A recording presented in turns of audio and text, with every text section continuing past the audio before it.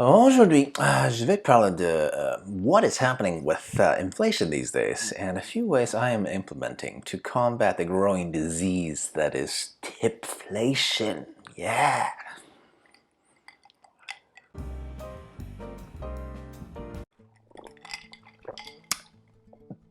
Hey, XenPuck here.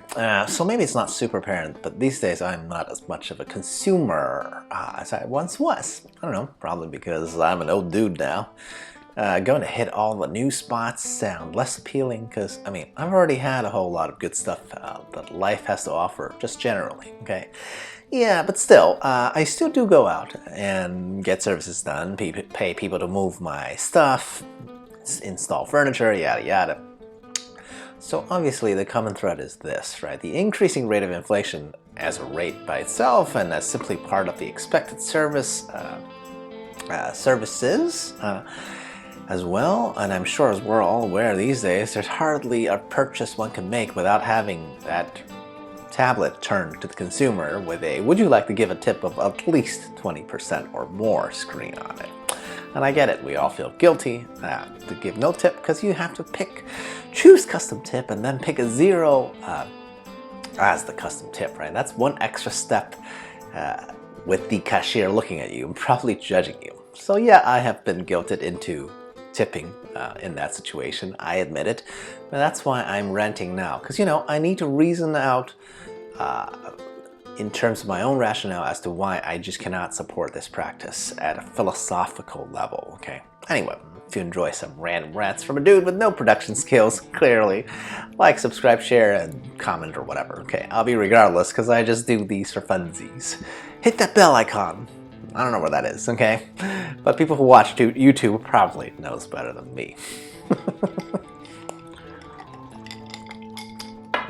So first, we have to at least gloss over why tipping exists at all in the good old US of A, and like a lot of things in this lovely country of mine. Apparently the roots is racism, okay? The whole practice exists just so the Southerners didn't have to pay their new, vastly expanded labor force any guaranteed money.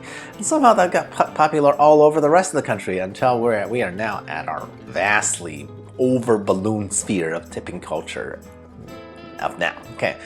Now, isn't the fact that the practice started with minorities not getting their fair share in itself enough for me to object? I'd like to think so, right? The fact that an entire industry, aka food services, has insisted on simply forcing the customer to be responsible for paying their staff.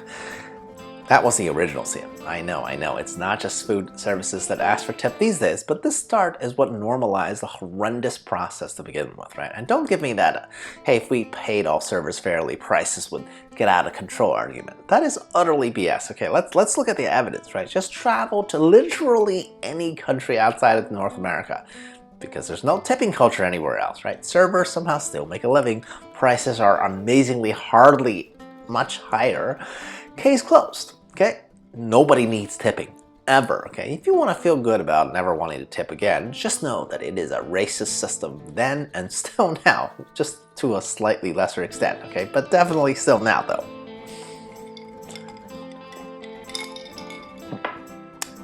Okay, so what is my suggestion on actually how to combat the rise in inflation expectations and against the places that actually tip, right?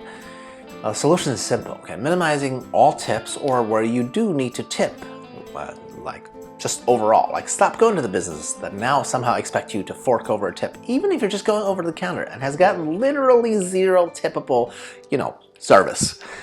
Again, primary examples, any coffee shop, right? The barista is not a server. They don't make a tip wage and yet now expects a tip?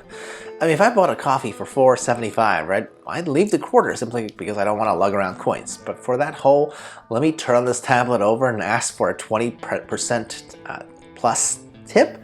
Yeah, no, I am now determined to go to the extra screen to enter that 0, okay? I'm sorry. Even in a country conditioned to tips for food services is for table service, okay? Coffee shops are not that. And I used to wonder what other types of random service I need to tip for. I'll give you some examples, right? Do I tip movers? people who install my internet? What about appliance service guy or a hotel maid? So my current system of tipping has changed to this, okay? If I can't tell how much I should tip because 20% of the cost seems way too high, then the answer is no. Example for that one primarily is like movers, right? If I'm paying thousands for movers, I'm not paying 20% tip on top of that, right? I will make an exception if I thought whoever's working, in my house had really gone the extra mile, right? Which really makes sense to me because that was the original purpose of a tip. It's for the sake of great service. Great, not just expected. Good God. Should I go on Reddit and ask if I'm being the asshole now? Yeah, no.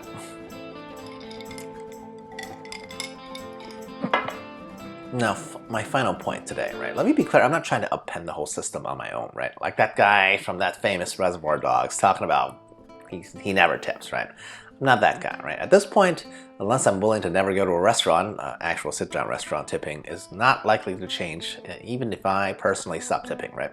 So I suck it up and pay it. Not happily, because at this point, even sit-down food service tipping is just an obligation, right?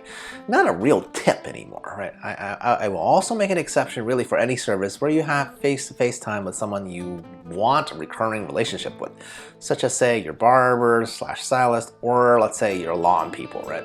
These people can and will have a direct effect on you over time, so sure, tip them to keep them happy, right? Now I can hear people saying, well, that's why I tip my barista at my coffee shop because I see him or her every day, blah, blah. Okay, my solution to that is easy, right? You need to minimize opportunities of having so much tipping chances to begin with, okay? Like mid-range restaurants or Starbucks, those are the ones you can just cut out, right? You can cut it down super hard.